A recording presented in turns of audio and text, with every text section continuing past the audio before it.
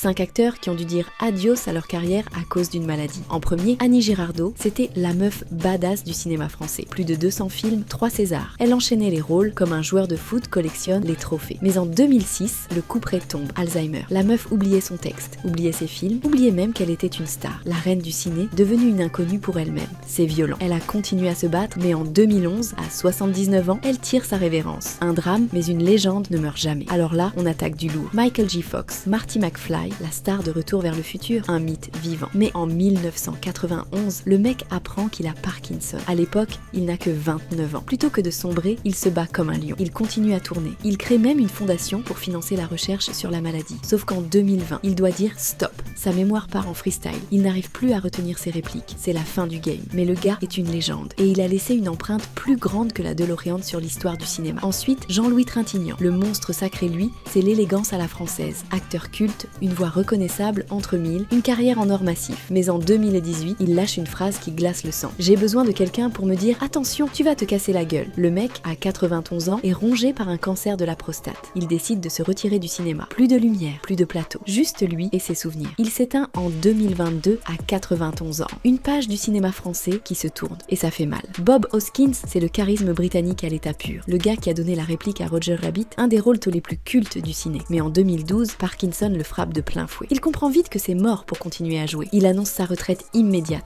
2 ans plus tard, c'est le drame. Il meurt à 71 ans à cause d'une pneumonie. Hollywood perd un monstre sacré et nous, on perd un acteur qui nous faisait grave kiffer. Bon, là, c'est un peu différent. Catherine Zeta-Jones, bombe atomique, actrice ultra glamour et surtout femme de Michael Douglas. En 2011, elle disparaît des radars. Pourquoi? Un trouble bipolaire. La meuf est internée dans un centre spécialisé. Et là, gros mystère. Les gens se déchaînent. Elle est sous médicaments? Elle va faire un comeback ou c'est fini pour elle? Bah figure-toi que Catherine, c'est une warrior. Après quelques années en retrait, elle revient au ciné plus forte que jamais. Ocean's 12, le masque de Zorro. La meuf prouve qu'elle est toujours une icône. Alors, moralité de cette histoire, même les plus grandes dons stars ne sont pas invincibles. Certains ont dû tout arrêter. D'autres ont réussi à se relever. Mais une chose est sûre, le cinéma ne les oubliera jamais.